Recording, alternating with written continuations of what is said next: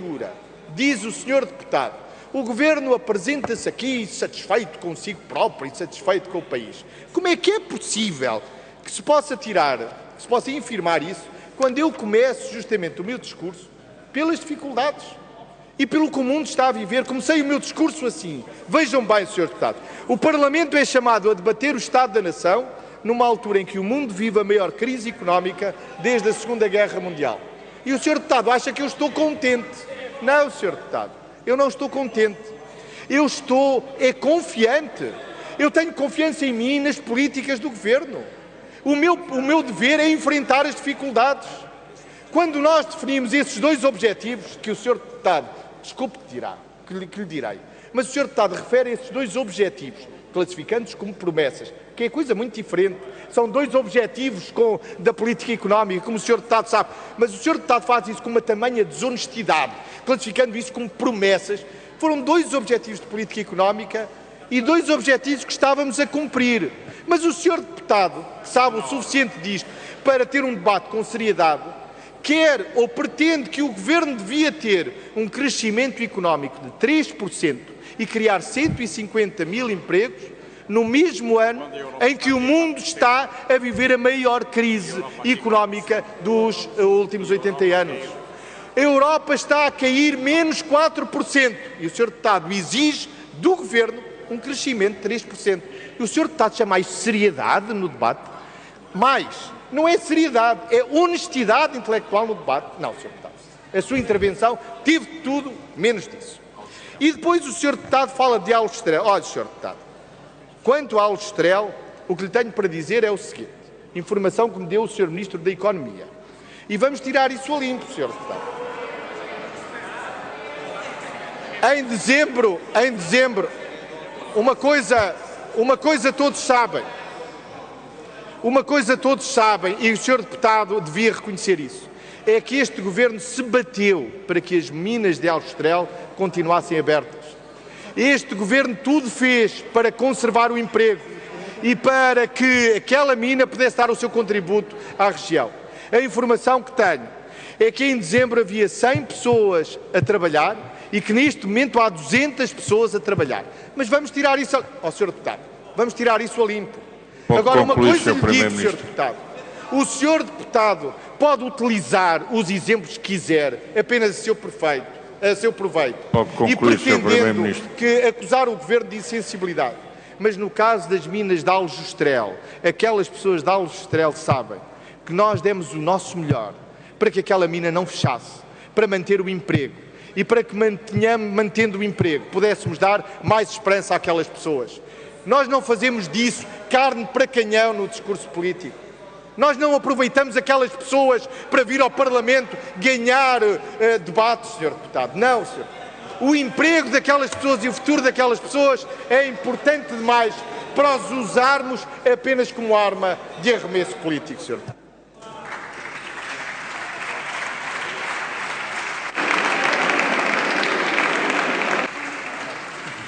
Sr. Deputado Francisco Louçã pediu a palavra para a defesa da honra da bancada. Tem a palavra. Muito obrigado, Sr. Presidente. Eu creio que as expressões que o Sr. Primeiro-Ministro utilizou de mentira e desonestidade são tristíssimas. O Sr. Primeiro-Ministro terá a impressão pessoal sobre cada um dos seus adversários, tem o direito de a ter e eu respeito a sua raiva contra quem o critica. Mas é sempre uma baixeza neste debate, é sempre, repito-lhe e repito para cada deputado e deputado do Partido Socialista o ouça, é uma baixeza neste debate tentar circunscrever a divergência política que é tão importante que nos separa à categoria da mentira ou da desonestidade. Eu, de todas as divergências que tenho com este Governo e que a minha bancada tem, nunca me permitiriam utilizar essa expressão. E o Sr. Primeiro-Ministro faz mal porque se diminui do ponto de vista da democracia. Vamos aos factos. As minas de Aljustrel foram prometidas que reabririam numa cerimónia a que me referi no dia 23 de dezembro. Em junho, escusa de se incomodar, Sr. Primeiro-Ministro, em junho, em campanha eleitoral, não foi o Ministro, que por acaso era o diretor da campanha, o Ministro do Trabalho que falou disso, foi um candidato que veio dizer segunda-feira, a expressão é esta, e olhe que ela magoa, segunda-feira haverá 100, 200, 300, é para o menino e para a menina, trabalhadores mineiros naquela mina.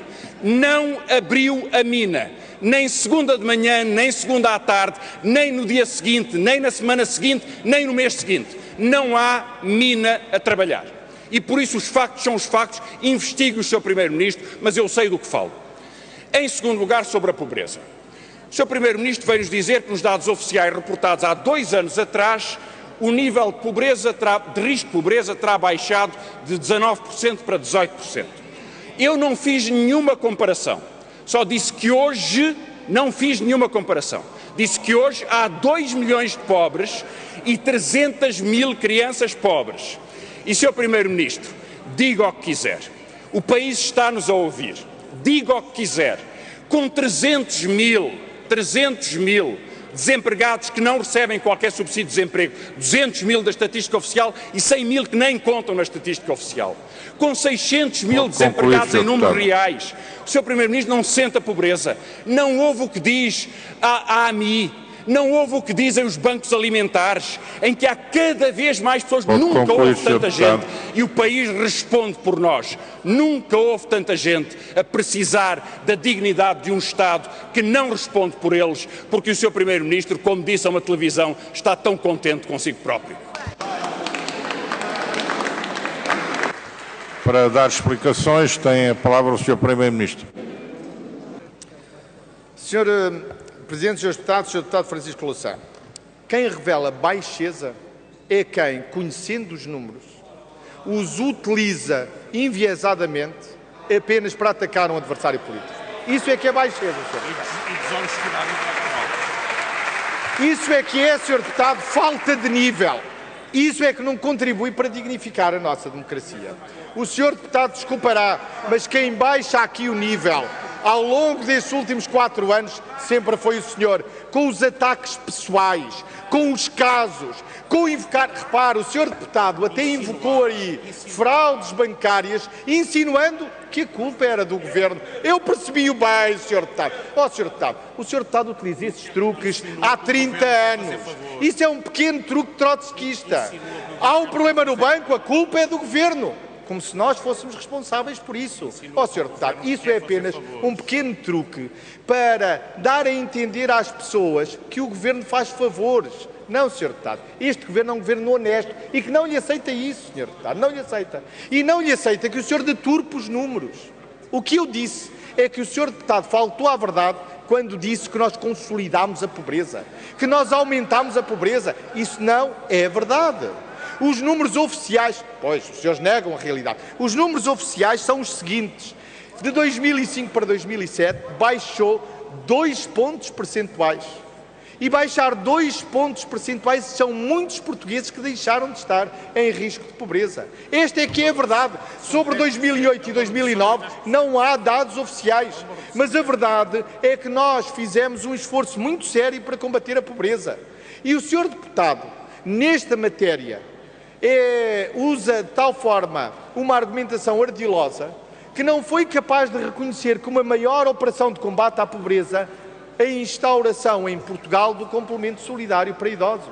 Nós retirámos mais de 200 mil idosos da pobreza com esse complemento, mas o Sr. Deputado passa por cima disso como se não tivesse acontecido.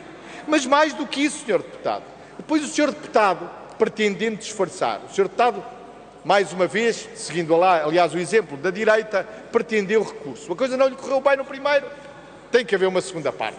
Mas depois o Sr. Deputado diz assim, não, quem insultou foi o Sr. Deputado. E o Sr. Deputado sempre bem. Depois disse, não, isto não é um problema de números, isto não é um problema de medição real, isto é um problema de sentir a pobreza.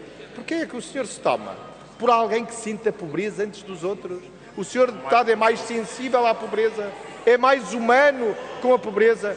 Mas que complexo de superioridade é esse? Não, Sr. Deputado, eu sinto a pobreza e quero combatê-la, Sr. Deputado, mas faço-a sempre no limite das minhas possibilidades e não tenho a pretensão de gostar mais dos pobres do que os outros. Nunca usei esse argumento, nunca disse a um adversário político, eu sinto a pobreza, o senhor não a sente. Isso nunca disse. Isso sim é baixeza, Sr. Deputado.